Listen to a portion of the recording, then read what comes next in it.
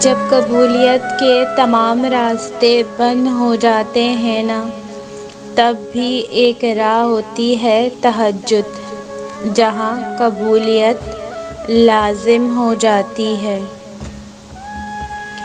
اور پھر جب تہجد میں مانگنے کی لگن دل سے لگ جائے، پھر اس چیز کے نہ ملنے کی کوئی وجہ نہیں رہتی، وہ مل کر ہی رہتی ہے۔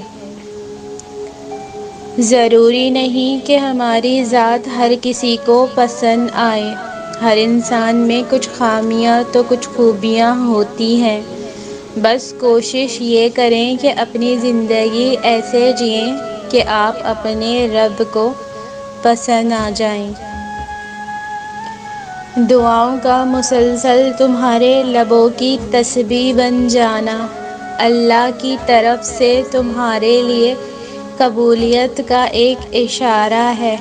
اور دعائیں مانگتے رہو، اسے اپنے بندے کے اٹھے ہوئے ہاتھوں کی لاج رکھنا آتا ہے۔ بندے اور اللہ کی محبت میں فرق یہ ہے کہ بندے کی محبت ہمیشہ انسان کی بڑی کمزوری بن جاتی ہے، اور اللہ کی محبت ہمیشہ انسان کی سب سے بڑی طاقت بن جاتی ہے۔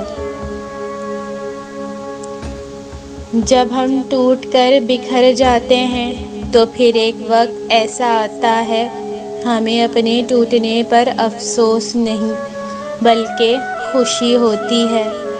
کوئی گلہ شکوہ نہیں رہتا، نہ خود سے نہ اپنی قسمت سے۔ انسان جب ٹوٹتا ہے تو ہی اللہ سے جڑتا ہے، اور جب اللہ سے جڑتا ہے تو ہر معاملہ خود بخود صحیح ہونے لگتا ہے۔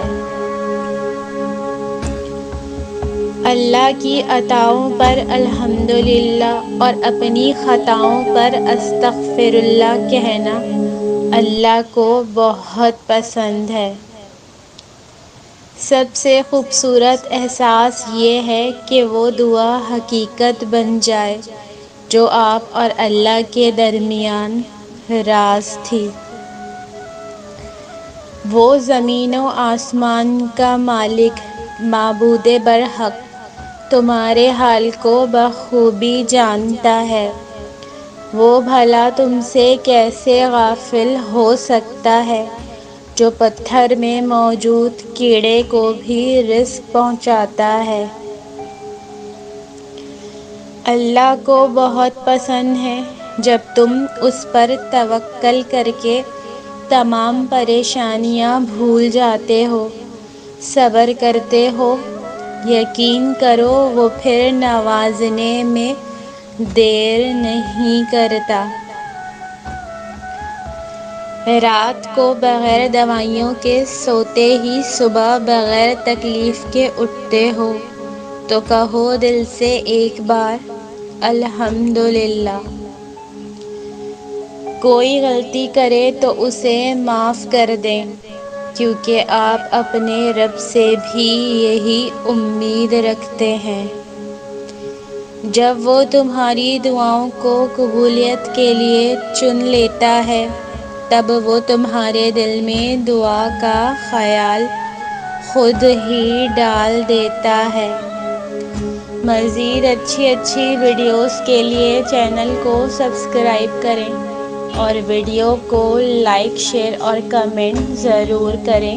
شکریہ۔